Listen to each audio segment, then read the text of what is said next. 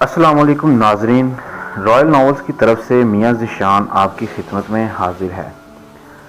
ناظرین، آج کی کہانی کا نام ہے فوڈ ڈیلیوری۔ کوشش رہے گی کہ یہ کہانی ایک ساتھ میں مکمل ہو جائے۔ بہرحال اپنے آپ کو ذرا ریفریش کرنے کے لیے چھوٹی چھوٹی کہانیوں سے شروع کرتا ہوں۔ اگر پسند آئے تو لائک، کمنٹ اور شیئر ضرور کیجیے گا۔ چلیں اب کہانی پڑھتے ہیں۔ دادا، اپنا تو ہو گیا ٹائم پورا، ہم تو چلے گھر کو۔ دانش کی بات پر حارث قدرے حیران ہوا اور پھر حیرت سے آنکھیں نکالتے ہوئے بولا، ابے سالے 1 بجے ہی فارغ؟ دانش بے ڈھنگی سے انگڑائی لیتے ہوئے بولا، ہاں بھائی، دیہاڑی لگ گئی، اب گھر جاؤں گا اور اپنی جانوں کو ٹائم دوں گا۔ حارث مضحکہ اڑانے کے انداز میں بولا، جانوں سے 2-4 جان جانی جناں دن آئے دن، پھر دیکھتا ہوں کتنی دہاڑی کافی ہوتی ہے تیرے لیے۔ حارث کے اس تبصرے پر دانش اور حارث کے علاوہ چائے کے ہوٹل پر موجود 2 اور فوڈ رائڈر بھی اپنی ہنسی نہ روک پائے اور سب ہی ہنسنے لگے۔ اور پھر اس بے ہنسی مذاق کے ساتھ دانش اپنے موبائل میں خود کو آف لائن کرتے ہوئے قریبی دفتر کی جانب چلا گیا، جہاں اسے آج کا حساب دینا تھا۔ حارث اور اس کے ساتھ موجود دوسرے ساتھیوں کو مختلف ڈیلیوریوں کی آفر آتی رہیں اور وہ ایک ایک کر کے فوڈ ڈیلیوری کرنے کے کام میں مصروف ہو گئے۔ مزید 4 جگہ ڈیلیوری پہنچانے کے بعد لگ بھگ صبح 4 بجے تک تمام ہی رائڈرز نے خیر باد لے لی، مگر حارث مزید آرڈر کا انتظار کرتا رہا۔ حارث جانتا تھا کہ آرڈر اور ٹپس ملا کر اس کے پاس 3000 کے لگ بھگ بچت جمع ہو چکی ہے، مگر پھر بھی وہ جانتا تھا کہ مزید کچھ آرڈر مل جائیں تو کل ہی اپنے تینوں بچوں کے اسکول کی فیس جمع کرا دے گا۔ ابھی حارث کو بیٹھے 2 منٹ ہی ہوئے تھے کہ اسے ایک آرڈر مل گیا۔ اس نے فوراً وہ آرڈر موصول کیا اور بائک لے کر مطلوبہ ریسٹورانٹ پہنچ گیا۔ آرڈر بھی پورے 9500 روپے کا تھا۔ حارث نے سوچا، آرڈر بڑا ہے تو ٹپ بھی بڑی ہی ہوگی۔ یہ سوچ کر حارث بے صبری سے 6 ایکسٹرا لارج پیزا، 6 عدد زنگر برگر اور اتنی ہی کولڈ ڈرنک کے پارسل بننے کا انتظار کرنے لگا۔ کوئی 10 سے 15 منٹ میں آرڈر تیار ہو گیا اور حارث فٹافٹ آرڈر بائک پر لادے مطلوبہ مقام کے لیے نکل پڑا۔ کافی پوش علاقہ تھا، وہ ضرور کوئی پارٹی چل رہی ہوگی، حارث نے سوچا، اور پھر موبائل پر میپ دیکھتا ہوا مختلف سڑکوں پر کبھی دائیں تو کبھی بائیں موٹر سائیکل دوڑانے لگا۔ ریسٹورانٹ سے ڈیلیوری ایڈریس تک پہنچنے میں حارث کو 10 سے 12 منٹ لگے۔ اب حارث ایک 10 منزلہ عمارت کے سامنے کھڑا تھا۔ عمارت کا احاطہ روشن تھا، جبکہ مین گیٹ کے سامنے ایک عدد خالی کرسی رکھی تھی اور گیٹ کے اندر ہی گراؤنڈ فلور پر ایک عدد ریسیپشن نظر آ رہا تھا۔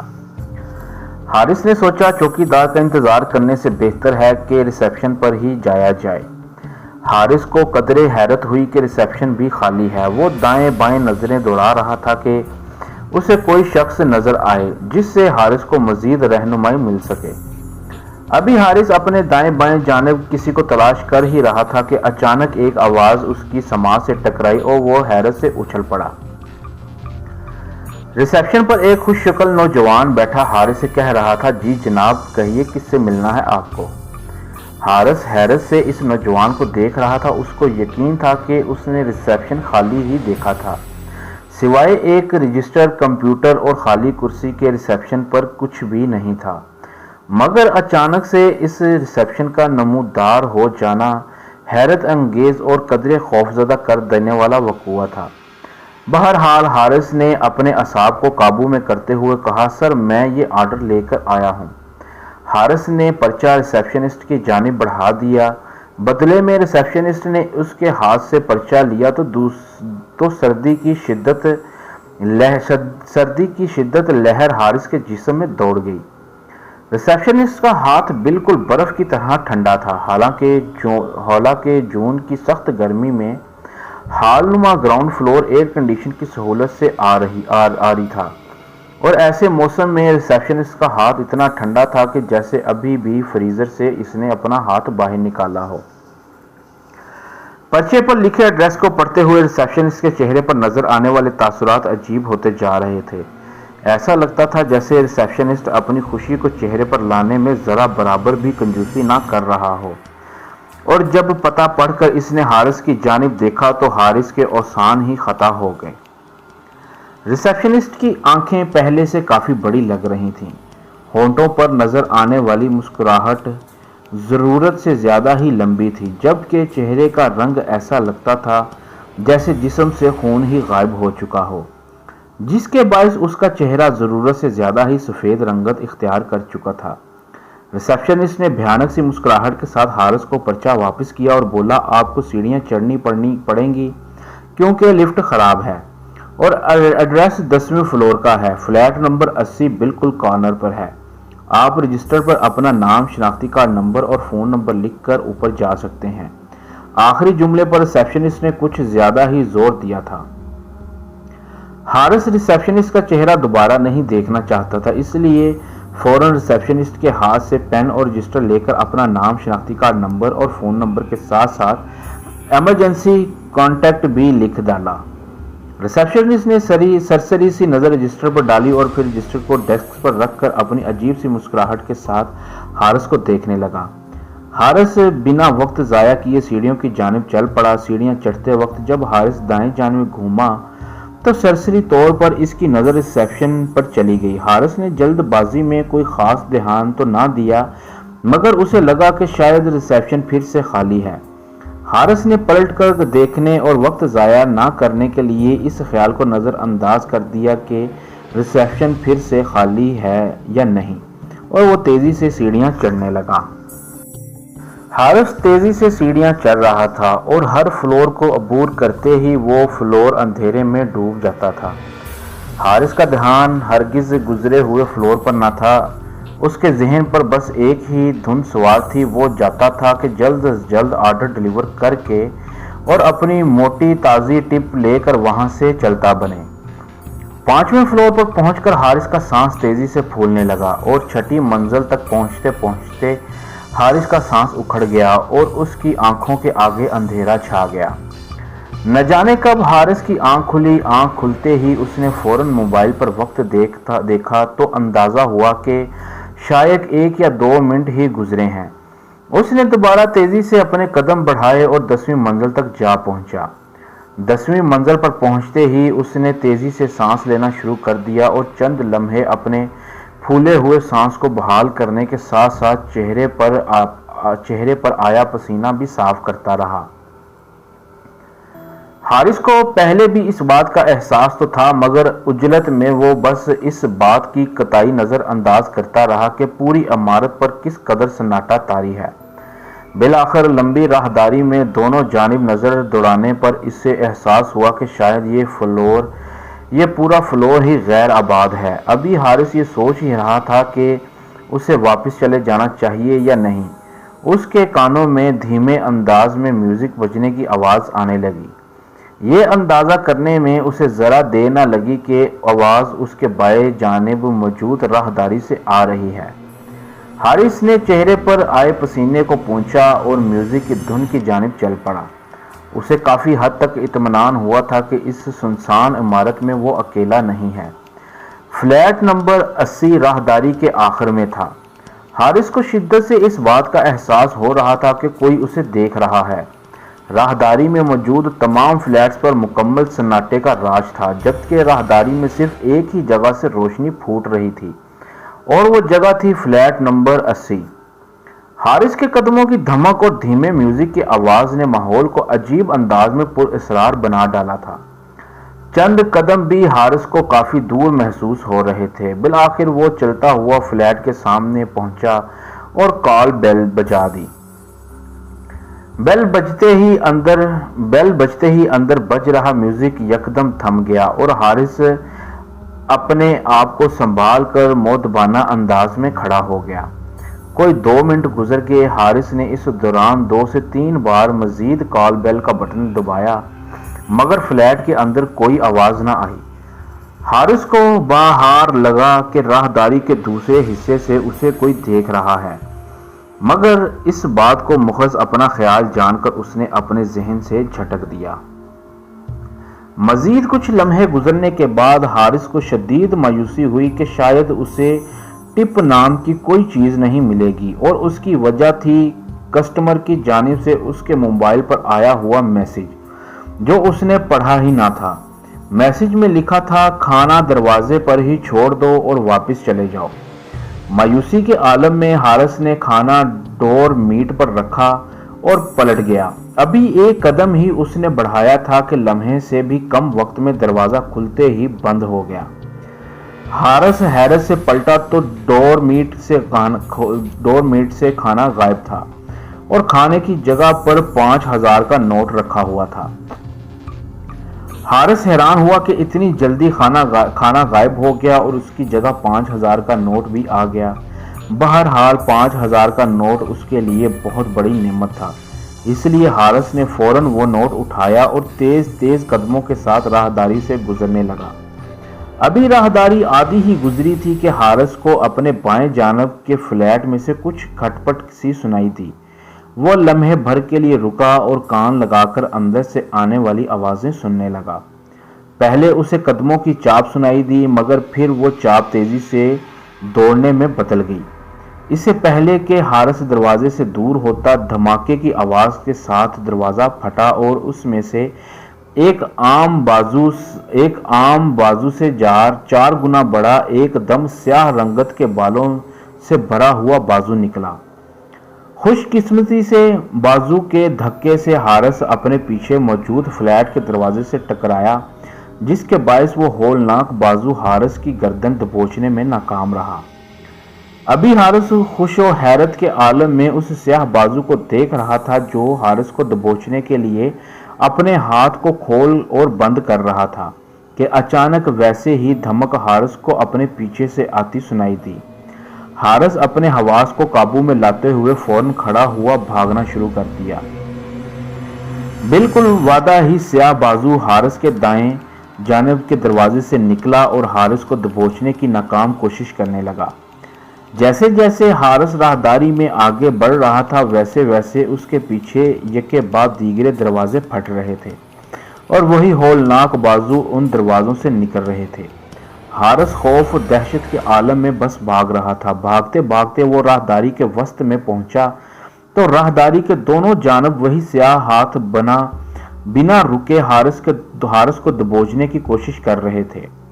حارث سے لمحہ ضائع کیے بغیر سیڑھیوں کی جانب دوڑتا چلا گیا۔ جیسے ہی وہ سیدھے سے اترنے لگا، اس کے پیچھے گہرا اندھیرا چھا گیا۔ اترتے وقت اس نے پلٹ کر ایک نظر اس منزل پر ڈالی تو اسے حیرت ہوئی کہ اب اس پوری منزل پر مکمل اندھیرا اور سناٹے کا راج تھا۔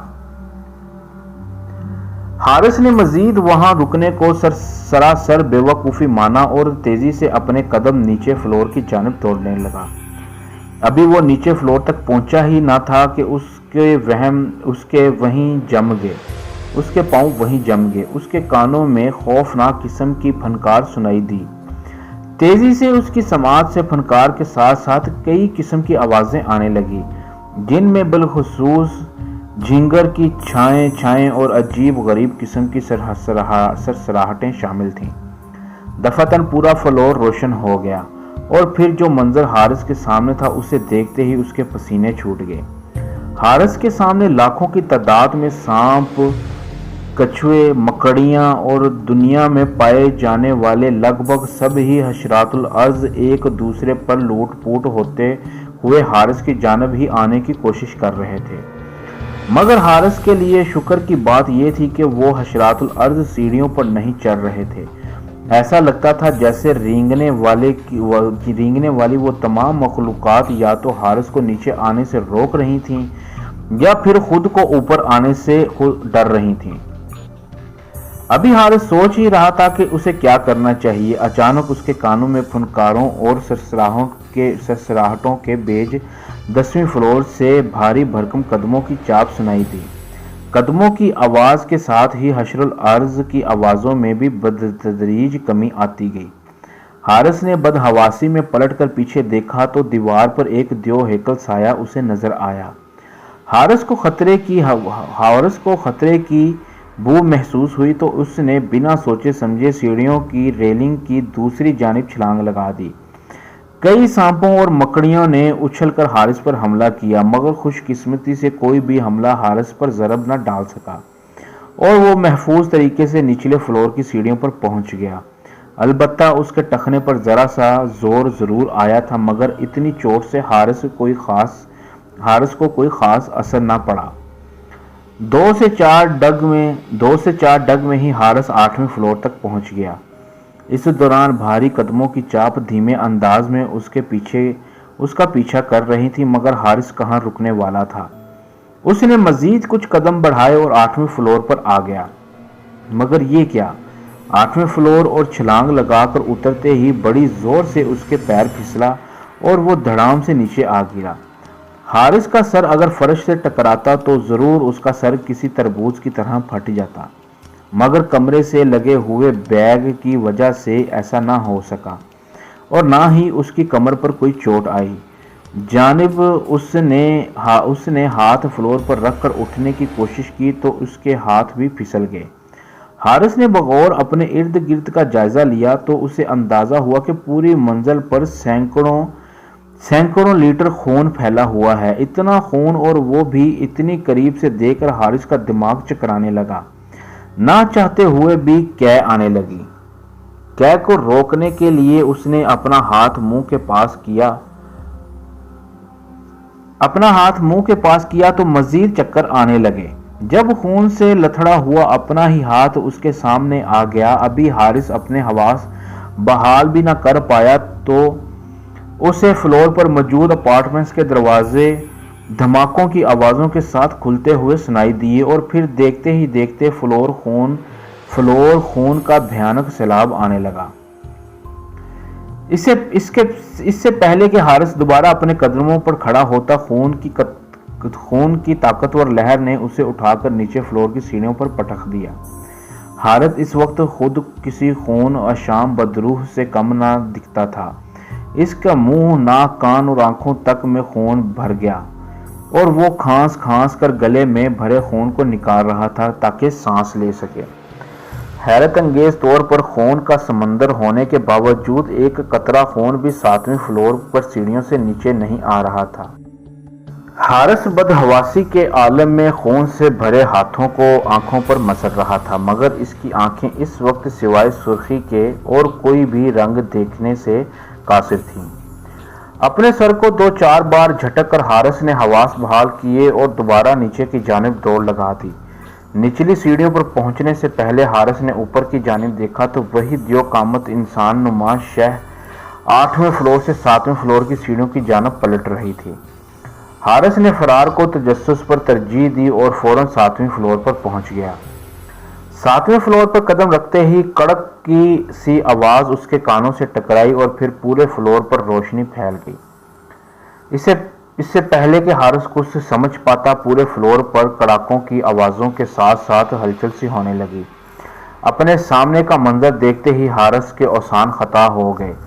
हारिस के जिस्म पर लगा हुआ खून अब उन ढांचों पर चढ़ता जा रहा था और तेजी से वो ढांचे हरकत में आते जा रहे थे। हारिस के वहम गुमान में भी ये बात न थी कि ऐसे मनाजिर भी देखने को मिलेंगे, मगर उस वक्त वो ये भयानक मनाजिर अपनी आंखों से देख रहा था और महसूस भी कर रहा था। सूखी हड्डियां अब खून से तर हो चुकी थीं और जो हड्डियां आपस में जोड़ चुकी थीं वो अपने मखसूस रफ्तार से हारिस की ही जानिब बढ़ रही थीं। हारिस के पास कोई चारा न था सिवाय इसके कि वो जितना मुमकिन हो सके उन हड्डियों के रेले को फलांग कर निकल जाए, और ऊपर से मुसीबत ये थी कि उसके पीछे धीमी रफ्तार में आ रहा वो कवि हैवल साया। हारिस ने अपने रब को याद किया और अंधाधुंध नीचे जा रहे फ्लोर की सीढ़ियों की जानिब दौड़ लगा दी। कई ढांचों के गोश्त से आरी हाथों ने हारिस को पकड़ना चाहा। इस मकसद में तो वो ढांचे कामयाब ना हो सके, अलबत्ता उनकी नोकदार आंखों ने हारिस के दोनों पिंडलियों से पतलून और पिंडलियों का गोश्त कई जगहों से खुरच डाला था, जिसके बायस हारिस की दर्द भरी चीखें पूरी इमारत में गूंज रही थीं। 2 से 3 कदमों में ही हारिस की पिंडलियां जगह जगह से जख्मी और खून से तर हो चुकी थीं, मगर हारिस ने हार ना मानी और छठी मंजिल तक जा पहुंचा। درد کی شدت سے حارث کا برا حال تھا اور اس کے لیے مزید چلنا محال ہو چکا تھا۔ حالات مختلف ہوتے تو وہ ضرور سیڑھیوں پر ہی بیٹھ جاتا، مگر دیو ہیکل سائے نے اس کے حواس پر خوف کی پوری چادر مسلط کر رہی تھی، اس لیے لڑکھڑاتے ہوئے قدموں کے ساتھ ریلنگ کا سہارا لیتے ہوئے حارث نیچے اترتا رہا۔ چھٹی منزل پر پہنچتے ہی حارث حیران ہوا کہ یہاں مکمل اندھیرا اور سناٹا چھایا ہوا ہے۔ وقت کم تھا، اس لیے حارث جلد ہی یہ منزل بھی عبور کرنا چاہتا تھا۔ اپنے اس خیال کو عملی جامہ پہنانے کے بابت وہ سوچ ہی رہا تھا کہ منزل میں آہستہ آہستہ روشنی بڑھنے لگی۔ دھیمی روشنی میں جو منظر حارث کے سامنے تھا وہ حیران کن تھا۔ اس کے سامنے کئی نوجوان عورتیں باریک سے شب خوابی کے لباس میں دھیمے انداز میں لہلاتی ہوئی یہاں سے وہاں اور جا رہی تھیں۔ ان کی مترنم آوازیں اور کھلکھلاتی ہوئی ہنسی کی آواز نے حارث کی ذہنی بے چینی اور جسمانی تکلیف کے اثرات چند لمحوں میں زائل کر دیے۔ وہ کسی سحر زدہ کی طرح چلتا ہوا ان لڑکیوں کے پاس پہنچ گیا۔ عجیب روشنی تھی پوری منزل کی۔ ان لڑکیوں کے بدن ان کے باریک سفید لباس سے صاف ظاہر ہو رہے تھے، مگر ان کے چہرے اب بھی اندھیرے میں ڈوبے ہوئے تھے۔ حارث ان کے لچکتے بدن کی تاب نہ لا سکا اور آگے بڑھ کر ایک دوشیزہ کو اپنے بازوؤں میں بھر لیا اور پے در پے اس کو بوسے دینے لگا، مگر دفعتاً اسے رکنا پڑا کیونکہ اس کے ہونٹوں پر کچھ چپچپاہٹ سی محسوس ہوئی تھی۔ اب تمام دوشیزائیں حارث کے ارد گرد رقص کر رہی تھیں جبکہ حارث اپنے ہونٹ پونچھ رہا تھا۔ اگلے ہی لمحے منزل میں روشنی بڑھنے لگی اور ان حسین دوشیزاؤں کے چہرے ظاہر ہونے لگے۔ ان کے چہرے دیکھتے ہی حارث کی چیخ نکل گئی۔ ان کے چہرے بنا کھال کے تھے، آنکھیں بنا پلکوں کے گیندوں کی مانند چکرا رہی تھیں، ناک کی جگہ گہرے سوراخ تھے جن سے خون رس رہا تھا، ہونٹ نہ ہونے کے باعث سرخ و سفید دانت بڑے بھیانک دکھتے تھے جبکہ گال بنا کھال کے لوتھڑوں کی مانند جھول رہے تھے۔ اچانک ان بدنما چہروں والی دوشیزاؤں نے تالیاں پیٹ کر حارث کے قریب اپنے چہرے کیے تو ان کی لمبی زبانیں ان کے کریہا چہروں سے باہر لپکنے لگیں اور ایسے اوپر نیچے ہونے لگیں جیسے وہ حارث کا ذائقہ چکھنے کی کوشش کر رہی ہوں۔ حارث نے دھاڑ ماری اور ان چڑیلوں کو دھکا دے کر اپنے لیے راستہ بنایا، سیڑھیوں کی جانب دوڑ لگائی۔ ان خوفناک چہروں والی چڑیلوں کی زبانیں کئی فٹ تک لمبی ہوتی ہوئی حارث کا پیچھا کر رہی تھیں، جبکہ حارث دل ہی دل میں ہر دعا دہراتا ہوا وہاں سے بھاگنے میں لگا ہوا تھا۔ بھاگتے بھاگتے اوپری منزل پر نظر گئی تو وہی دیو قامت سایہ سیڑھیاں اترنے کے لیے پلٹ رہا تھا۔ حارث فوراً نچلے فلور کی سیڑھیوں پر پہنچا تو مترنم آوازیں کریہا کہکوں میں تبدیل ہو گئیں جن سے حارث کے کان کسی انڈے کے چھلکے کی مانند پھٹنے لگے اور اس کے کانوں سے خون بہنے لگا۔ وہ بنا رکے سیڑھیاں طے کرنے لگا اور 5ویں منزل پر پہنچ گیا، مگر یہاں ایک اور مصیبت اس کا انتظار کر رہی تھی۔ یہ پوری منزل کسی بھٹی سے بھی زیادہ دہک رہی تھی اور اس کے فرش پر سینکڑوں ڈگری سیلسیس کا لاوا حارث کا منتظر تھا۔ حارث کا جسم پسینے سے شرابور ہو چکا تھا، مگر ایک اور انجان خطرہ اس کی جانب بڑھ رہا تھا اور وہ تھا دیو قامت سایہ۔ حارث کو اور کچھ نہ سوچی تو اس نے اپنا بیگ اس لاوے پر پھینک دیا اور چھلانگ لگا کر اس بیگ پر کھڑا ہو گیا۔ لمحے بھر میں بیگ نے آگ پکڑ لی اور خون سے لت پت اس کی پنڈلیاں جھلسنے لگیں۔ اس کی پنڈلیوں کے جلنے سے گوشت کی جو بو ماحول میں پھیلنے لگی اور اگلے ہی لمحے لاوے سے بھیانک مخلوقات اپنے آپ کو اٹھانے لگیں۔ حارث کے پاس اور کوئی چانس نہیں تھا سوائے اس کے کہ وہ نچلی منزل کی جانب چھلانگ لگا دے، اور پھر اس نے ایسا ہی کیا اور لمحہ ضائع کیے بنا پلٹ کر نیچے جانے والی سیڑھیوں پر کود پڑا۔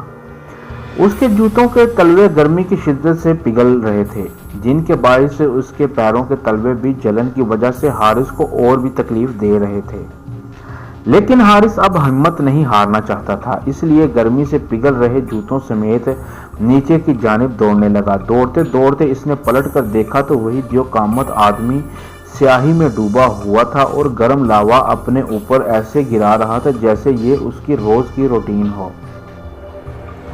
حارث نے ایک جرجری سی لی اور مزید سیڑھیاں طے کرنے لگا۔ اگلے ہی لمحے حارث کا سامنا ایک اور مصیبت سے ہوا۔ یہ چوتھا فلور تھا اور اب اس کے سامنے فلور پر ان گنت سانپ اور مگر مچھ آپس میں گتھم گتھا تھے۔ کبھی اژدے کی پھنکار تو کبھی مگر مچھوں کی گراہٹیں بڑی ہولناک لگتی تھیں۔ حارث نے جیسے ہی اپنا قدم فلور پر رکھا تو تمام سانپوں اور مگر مچھوں کی ہولناک آوازیں حارث کو اور بھی ڈرانے لگیں۔ ان 15 سے 20 فٹ لمبے جانوروں کا دھیان حارث پر ہی ہو گیا اور پھر تیزی سے حارث کی جانب بڑھنے لگے۔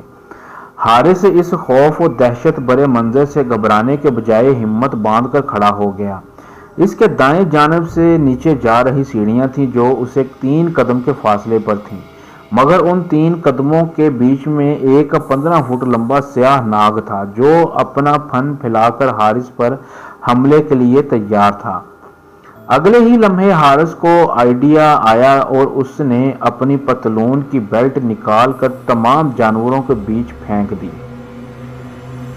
ایسا کرنے سے تمام جانوروں میں ہلچل مچ گئی اور حارث کے سامنے کھڑا ناگ بھی اس کی طرف رینگ گیا جس کی طرف بیلٹ پھینکا گیا تھا۔ حارث کے لیے یہ موقع غنیمت تھا، اس لیے لمحے سے بھی کم وقت میں حارث نے نچلے فلور کی جانب دوڑ لگا دی۔ حارث بنا رکے اندھا دھند سیڑھیاں پھلانگ رہا تھا۔ اسے پتہ ہی نہ چلا کہ کب اس کا پیر پھسلا اور پھر وہ پھسلتا ہوا کئی فٹ نیچے آ گیا۔ جیسے ہی اس کا جسم پھسلنا بند ہوا، اس کے جسم نے تکلیف کی لہر دوڑنے لگی۔ اس کی پنڈلیوں کا درد واپس آ چکا تھا، کمر پر شدید خراشیں تھیں اور دماغ کسی تازی دیگ کی طرح ابل رہا تھا اور آنکھوں کے آگے اندھیرا چھایا ہوا تھا۔ اس نے اٹھنے کی کوشش کی مگر درد کی شدت سے اس کے منہ سے کراہ نکلی گئی۔ حارث کی کراہ کے ساتھ ہی اسے اپنے پیچھے بھاری قدموں کی آواز آنے لگی۔ یہ جاننے میں حارث کو ذرا دیر نہ لگی کہ اس کے پیچھے آ رہے قدموں کی آواز اسی ہی دیو قامت سائے کی تھی۔ حارث جیسے تیسے کر کے اپنی کوہنیوں اور گھٹنوں کے بل بیٹھ کر آگے کی جانب چلنے لگا۔ چند لمحوں میں اس سے سامنے روشنی نظر آنے لگی اور پھر روشنی کے ساتھ ساتھ سیڑھیوں اور سیڑھیوں کے آگے گراؤنڈ فلور نظر آنے لگا جہاں کا ریسیپشن اب بھی خالی تھا۔ پھسلنے کے بعد حارث تیسری منزل سے سیدھا دوسری منزل کے اختتام پر آ چکا تھا۔ حارث نے اپنی رفتار بڑھا دی جبکہ دیو قامت مخلوق عین اس کے سر پر آن پہنچی۔ حارث نے ہمت نہ ہاری اور سیڑھیوں سے گھٹنوں کے بل اترنے لگا۔ چند لمحوں میں وہ گراؤنڈ فلور پر تھا اور اس کے سامنے ایک باوردی چوکیدار پنجوں کے بل بیٹھا اس سے پوچھ رہا تھا کہ وہ کون ہے اور یہاں کیا کر رہا ہے۔ اسے پہلے حارث اسے کوئی جواب دیتا، سیڑھیوں پر موجود اس کے پیروں پر ایک پلچے جتنا بڑا ہاتھ اس کی پنڈلی پر پڑا اور پھر اس کی گرفت مضبوط ہوتی چلی گئی۔ ساتھ ہی ساتھ وہ ہاتھ اسے واپس اوپر کھینچ رہا تھا۔ حارث نے پورا زور لگایا اور اپنی ٹانگ چھڑانے کی بھرپور کوشش کرتا رہا مگر گرفت مضبوط تھی اور کھینچنے والا طاقتور۔ دفعتاً اس گرفت نے حارث کو کھینچا اور حارث ایک چیخ کے ساتھ سیڑھیوں کے اندھیرے میں گم ہو گیا، جس کے بعد اس کی آنکھوں کے آگے اندھیرا چھا گیا۔ حارث کو ہوش آیا تو خود کو ایک بستر پر پایا۔ اس کے سامنے ایک عورت تھی جبکہ عورت کے ساتھ ایک ہی مرد کھڑا تھا۔ عورت افسردہ تھی اور رو رہی تھی جبکہ مرد اس عورت سے کچھ کہہ رہا تھا۔ کچھ ہی دیر میں حارث کو احساس ہو گیا کہ وہ عورت اس کی بیوی ہے جو اس وقت اپنی عمر سے کئی سال بڑی لگ رہی ہے اور وہ مردہ حارث کا حالت کا سالہ ہے جس کا نام ارسلان ہے۔